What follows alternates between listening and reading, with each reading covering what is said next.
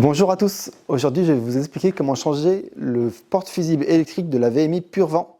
C'est parti! Alors pour ce faire, vous allez avoir besoin de plusieurs tournevis, un cruciforme PH2, un petit tournevis plat, un gros tournevis plat, une clé plate de 19, une pince coupante et enfin le nouveau porte-fusible électrique. Avec le gros tournevis plat, ouvrez le capot blanc de la VMI au niveau des 4 vis quart de tour blanche. Retirez le capot. Avant de commencer à travailler dans la machine, pensez bien à couper le courant de la machine via le disjoncteur de sécurité qui le protège. Commencez par déconnecter le câble sonde. Ensuite, déconnectez l'alimentation du moteur en appuyant avec un tournevis plat sur les wagons, sur les boutons orange. Venez couper le collier de serrage qui maintient les câbles.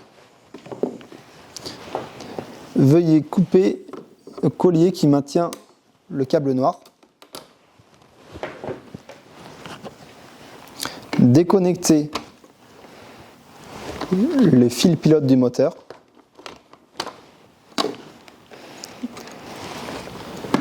Déconnectez les pilotes de résistance.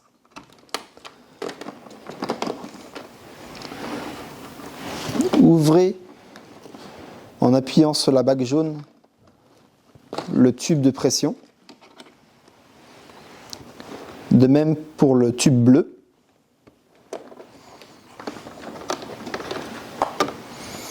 Ouvrez le volet en tournant un quart de tour. Retirez les fils de la commande résistance. Avec le tournevis plat, débranchez le premier fil noir.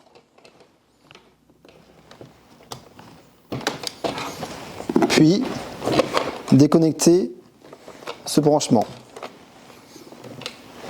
Enfin, déconnectez les deux connecteurs sur la sonde.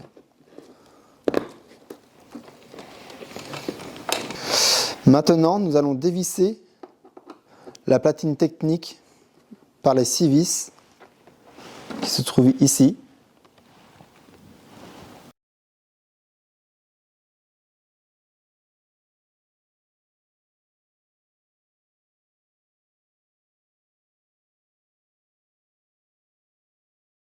Maintenant, déverrouillez le câble d'alimentation ici en desserrant le presse-étoupe.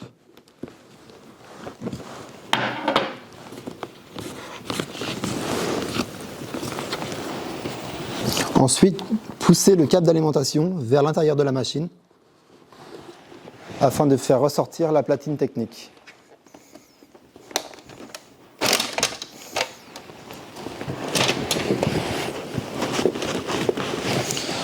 Le porte-fusible électrique à remplacer est ici. Prenez le petit tournevis plat, passez-le dans la fente et relevez le porte-fusible électrique. Retirez les fils marrons en le déverrouillant des petites encoches et en le faisant passer à l'intérieur. Faites pareil sur le deuxième en le retirant par-dessous.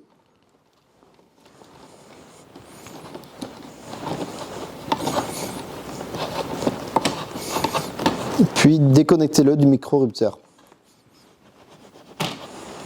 Maintenant, nous allons remplacer le nouveau. Passez les fils un par un dans le trou. Enclenchez le support fusible. Venez rebrancher d'un fil sur le micro-rupteur. Puis rangez les câbles dans le range-câble en dessous. Et l'autre fil, passez-le dans le petit trou.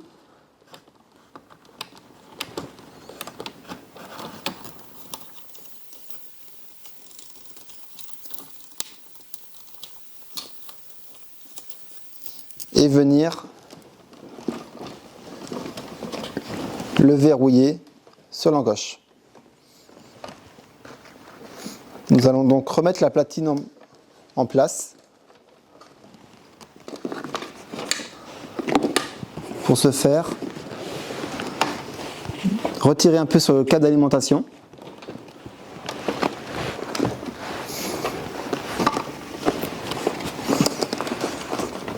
Et positionnez la platine à sa place d'origine. Ensuite, revissez la platine avec les 6 vis précédemment enlevées.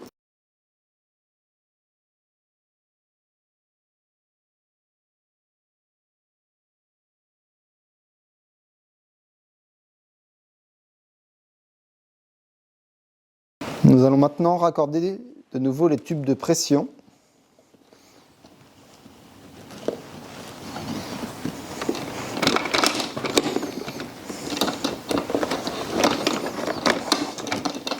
Comme ceci. Le câble pilote du moteur.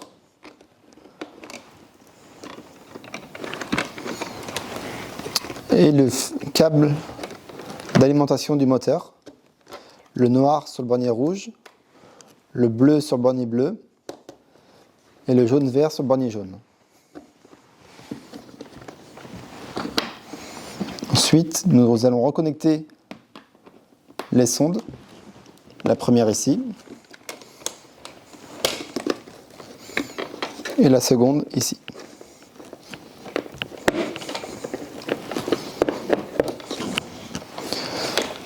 Nous allons reconnecter le fil marron sur le micro-rupteur, le fil noir sur le bornier rouge,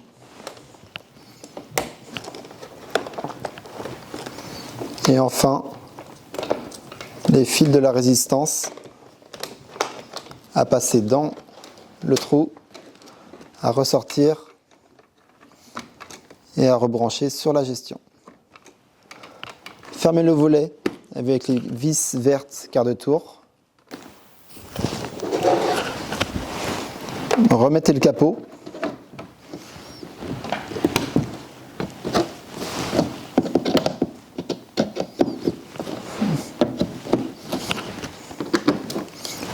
Vous pouvez maintenant remettre le courant sur la machine et la VMI va redémarrer. Merci, bonne journée.